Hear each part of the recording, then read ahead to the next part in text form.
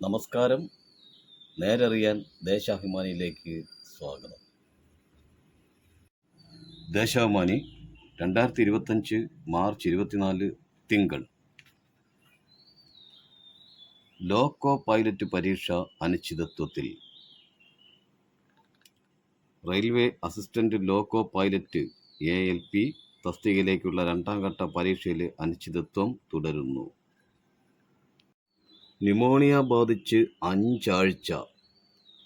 റോമിലെ ജിമെല്ലി ആശുപത്രിയിൽ ചികിത്സയിലായിരുന്ന ഫ്രാൻസിസ് മാർപ്പാപ്പ ഞായറാഴ്ച ആശുപത്രിയുടെ ജനലരികിൽ വന്ന് വിശ്വാസികളെ അഭിവാദ്യം ചെയ്യുന്നു.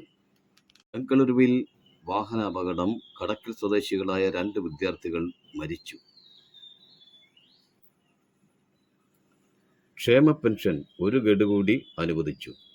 സംസ്ഥാനത്ത് സാമൂഹ്യ സുരക്ഷാ ക്ഷേമനിധി പെൻഷൻകാർക്ക് 1 ഗഡു കൂടി പെൻഷൻ കൂടി അനുവദിച്ചു. 817 കോടി രൂപയാണ് അനുവദിച്ചതെന്ന് ധനമന്ത്രി KN ബാലഗോപാൽ അറിയിച്ചു. ഏഷ്യാനെറ്റ് മുതലാളി BJP പ്രസിഡന്റ്. രാജീവ് ചന്ദ്രശേഖർ വ്യവസായ സാമ്രാജ്യം കെട്ടിപ്പടുത്തത് കർണാടകം കേന്ദ്രീകരിച്ച്.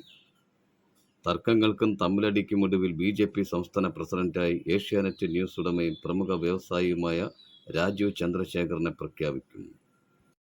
ആശമാരുടെ സമരത്തിൽ 50 പേർ മാത്രം. സേവനമില്ല, സമരം മാത്രം. ഓണറേറിയവും ഇല്ലായിരുന്നു. ആശാ പദ്ധതിയിൽ ആദ്യം ഓണറേറിയം ഉണ്ടായിരുന്നില്ല. സന്നദ്ധ സേവനത്തിന്റെ ഭാഗമായി ഓരോ മാസത്തെയും മീറ്റിംഗിൽ പങ്കെടുത്താൽ മാത്രം 100 രൂപ ഇൻസെൻറ്റീവായി ലഭിക്കും.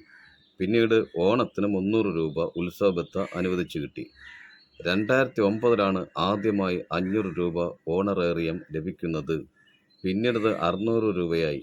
ഈ തുക 1000 രൂപയാക്കിയതും അത് 2000 ആയതും തുടർന്ന് 4000 ആയും അവിടെ നിന്ന് 7000 രൂപ എത്തിച്ചതും പിണറായി സർക്കാരാണ്. SUCIക്ക് കോൺഗ്രസ് BJP സഹായം. സമരനാടകം തുടരാൻ ആസൂത്രിത നീക്കം. സംസ്ഥാന സർക്കാരിനെതിരായ നുണപ്രചാരണങ്ങളെല്ലാം പൊളിഞ്ഞിട്ടും തിങ്കളാഴ്ച മുതൽ കൂട്ട ഉപവാസ സമര നാടകത്തിന് SUCI നേതൃത്വത്തിൽ ഒരു വിഭാഗം ആശമാരുടെ നീക്കം. ജില്ലയിലെ ആരോഗ്യ കേന്ദ്രങ്ങൾക്കും PHCകൾക്കും മുന്നിൽ ഉപവാസം നടത്താനാണ് ശ്രമം. ബഷീർ സ്മാരക കേന്ദ്രം. ആകാശമിഠായിക്ക് 2.7 കോടി. വിശ്വവിഖ്യാത എഴുത്തുകാരൻ വൈക്കം മുഹമ്മദ് ബഷീർ സ്മാരക കേന്ദ്രം ആകാശമിഠായിയുടെ 1ാം ഘട്ട നിർമ്മാണം പൂർത്തിയാക്കാനായി 2,70,62,802 രൂപ കൂടി സംസ്ഥാന സർക്കാർ അനുവദിച്ചു. BJP മണ്ഡലം പ്രസിഡന്റിന്റെ സഹോദരൻ പിടിയിൽ. വാളയാറിൽ 1.92 കോടി രൂപ പിടികൂടി. കൂടുതൽ തവണ മത്സരിച്ചതിന് വേട്ടയാടുന്നെന്ന് കൊടിക്കുന്നിൽ. തുറന്നു പറഞ്ഞാൽ വിവാദമാകും, ശത്രുക്കൾ കൂടും. കൂടുതൽ തവണ മത്സരിച്ചതിന് തന്നെ വേട്ടയാടുകയാണെന്നും ചില കാര്യങ്ങൾ തുറന്നു പറഞ്ഞാൽ വിവാദമാകുമെന്നും ശത്രുക്കൾ കൂടുമെന്നും കോൺഗ്രസ് നേതാവ് കൊടിക്കുന്നിൽ സുരേഷ് MP.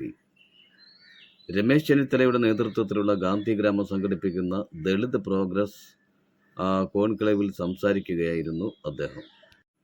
രാജീവ് ചന്ദ്രശേഖറിന്റെ വരവിന് പിന്നിൽ ഗൂഢലക്ഷ്യം. പേയ്മെന്റ് സീറ്റിലൂടെ രാഷ്ട്രീയ തുടക്കം. വെള്ളപൂശാൻ മാധ്യമങ്ങളും പ്രതിപക്ഷവും. രാജീവ് ചന്ദ്രശേഖർ BJPയുടെ ഐഡിയോളജിയുള്ള ആളല്ലെന്നും മിതവാദിയാണെന്നുമുള്ള പ്രചാരണം വെള്ളപൂശാൻ മാത്രം. കേന്ദ്ര സഹമന്ത്രിയായിരിക്കെ വർഗീയത ആളിക്കത്തിക്കാൻ ശ്രമിച്ചതിന് കേസിൽ പ്രതിയായ രാജീവിനെയാണ് BJP ഐഡിയോളജിക്കാരനല്ലെന്ന് പ്രതിപക്ഷ നേതാവ് VD സതീശൻ വാഴ്ത്തിയത്. കളമശ്ശേരിയിൽ ആരാധനാലയത്തിലുണ്ടായ സ്ഫോടനത്തിന് പിന്നാലെ ഒരു മതവിഭാഗത്തെ ലക്ഷ്യമിട്ട് വർഗീയ പരാമർശം നടത്തിയതിന് രാജീവ് ചന്ദ്രശേഖറിനെ എതിരെ എറണാകുളം സെൻട്രൽ പോലീസ് കേസെടുത്തിട്ടുണ്ട്. മധുരയിലെയും കാശിയിലെയും മുസ്ലിം പള്ളികൾ പൊളിക്കണം എന്നതുൾപ്പെടെ നിരവധി കലാപാഹ്വാനം നടത്തിയ തീവ്ര ഹിന്ദുത്വ വർഗീയവാദി പ്രതീഷ് വിശ്വനാഥ് രാജീവ് ചന്ദ്രശേഖറിന്റെ വലം കൈയാണ്. ലോക്സഭാ തെരഞ്ഞെടുപ്പിൽ രാജീവ് ചന്ദ്രശേഖറിന്റെ പ്രചാരണത്തിന് ചുക്കാൻ പിടിച്ചത് പ്രതീഷായിരുന്നു. കർണാടകയിൽ നിന്ന് 2006 പേയ്മെന്റ് സീറ്റിലൂടെ രാജ്യസഭയിലെത്തിയാണ് രാജീവ് ചന്ദ്രശേഖർ എന്ന വ്യവസായിയുടെ രാഷ്ട്രീയ തുടക്കം. രാജീവിന്റെ ഉടമസ്ഥതയിലായിരുന്ന BPL കമ്പനിയെ 5000 കോടിയോളം രൂപയ്ക്ക് SR ഗ്രൂപ്പിന് വിറ്റതിന് പിന്നാലെയാണ് രാജ്യസഭാ സീറ്റ് തരപ്പെടുത്തിയത്. JDSന്റെ സീറ്റിൽ സ്വതന്ത്രനായി മത്സരിച്ച രാജീവിനെ BJPയും പിന്തുണച്ചു. ചില കോൺഗ്രസ് MLAമാരെയും വിലക്കെടുത്ത് വോട്ട് ഉറപ്പാക്കി. ജ്ഞാനപീഠം ജേതാവും സാഹിത്യകാരനുമായ UR അനന്തമൂർത്തിയെയാണ് രാജീവ് തോൽപ്പിച്ചത്. പണത്തിന്റെ പിൻബലത്തിൽ രാജീവിന്റെ രാജ്യസഭാ പ്രവേശനം കർണാടകത്തിൽ അന്ന് വലിയ വിവാദമായിരുന്നു. മദ്യവ്യവസായി വിജയ് മല്യ, ചെട്ടിയാർ ഗ്രൂപ്പ് ഉടമ MAM രാമസ്വാമി എന്നിവർ പേയ്മെന്റ് സീറ്റിൽ കർണാടകയിൽ നിന്ന് രാജ്യസഭയിലെത്തിയതിന് പിന്നാലെയാണ് രാജീവ് ചന്ദ്രശേഖറിന്റെയും രംഗപ്രവേശം. 2012 സ്വതന്ത്രനായി രാജ്യസഭയിൽ എത്തിയ രാജീവ് 2012 ഒന്നാം മോദി സർക്കാരിന്റെ കാലത്ത് BJP ടിക്കറ്റിൽ ജയിച്ചു.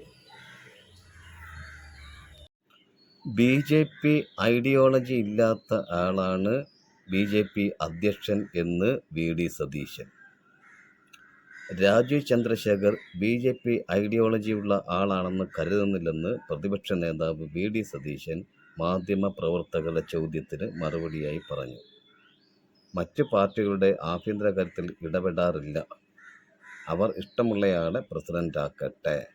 ദേശാഭിമാനി എഡിറ്റോറിയൽ. ചെന്നൈയിൽ ഉയർന്നത് കൂട്ടായ ശബ്ദം.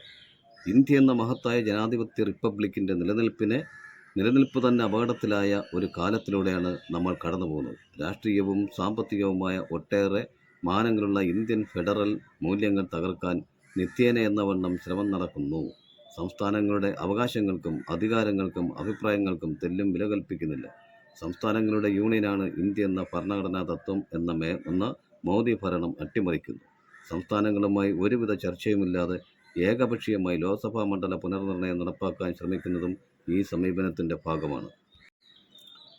ജഡ്ജിയുടെ വീട്ടിൽ കെട്ടുകണക്കിന് പണം. പ്രതിപക്ഷം ഇംപീച്ച്മെന്റിന്. കത്തിയ നോട്ടുകൾ വീടിന് പുറത്തും. നോട്ട് കൂമ്പാരത്തിൻ്റെ ദൃശ്യം സുപ്രീം കോടതി പുറത്തുവിട്ടു.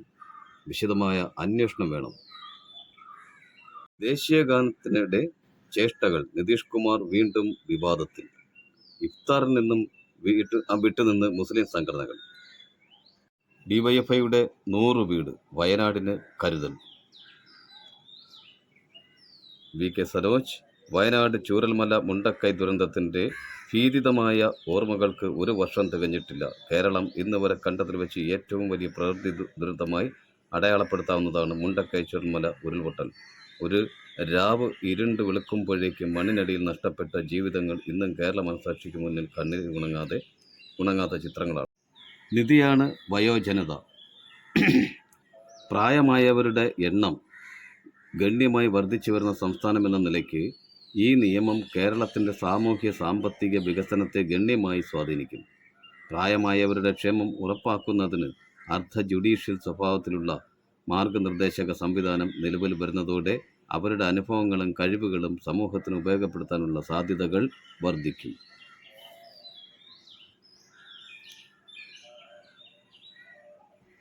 പ്രായമായവരുടെ 60 വയസ്സിന് മുകളിലുള്ളവർ ക്ഷേമം, സംരക്ഷണം, പുനരധിവാസം എന്നിവ ഉറപ്പാക്കപ്പെടണം. അവരുടെ ഉൽപ്പാദനക്ഷമതയും മൗലികവും നൂതനവുമായ ആശയങ്ങളോ പരിഹാരങ്ങളോ ഉണ്ടാക്കാനുള്ള കഴിവും സമൂഹത്തിന് ഉപയോഗപ്പെടുത്താനുമായി രാജ്യത്താദ്യമായി ഒരു കമ്മീഷൻ നിലവിൽ വരികയാണ്. ഇതിനായുള്ള കേരള സംസ്ഥാന വയോജന കമ്മീഷൻ ബിൽ നിയമസഭ പാസാക്കി. വയോജന രംഗത്ത് LDF സർക്കാർ മുന്നോട്ട് വെച്ച സ്വപ്നമാണ് ഇതോടെ യാഥാർത്ഥ്യമാകുന്നത്. ദേവസ്വം ബോർഡ് ക്ഷേത്രത്തിൽ ഷർട്ട് ധരിച്ചു കയറി വിശ്വാസികൾ. ചിറ്റാർ. തിരുവിതാംകൂർ ദേവസ്വം ബോർഡിന് കീഴിലുള്ള റാന്നി കക്കാട്ടുകോയിക്കൽ ധർമ്മശാസ്ത്ര ക്ഷേത്രത്തിൽ ഷർട്ട് ധരിച്ച് പ്രവേശിച്ച് വിശ്വാസികൾ. പെരുന്നാട് പഞ്ചായത്തിലെ 8 ശാഖകളിൽ നിന്നുള്ള SNDP പ്രവർത്തകരും പോഷക സംഘടനാ പ്രവർത്തകരുമടക്കം 22 പേരാണ് ഞായർ രാവിലെ 9:30 ഷർട്ട് ധരിച്ച് ക്ഷേത്രത്തിൽ കയറിയത്. ഇനി മുതൽ ഷർട്ട് ധരിച്ച് ക്ഷേത്രത്തിൽ പ്രവേശിക്കൂ എന്നും പ്രവർത്തകർ പറഞ്ഞു.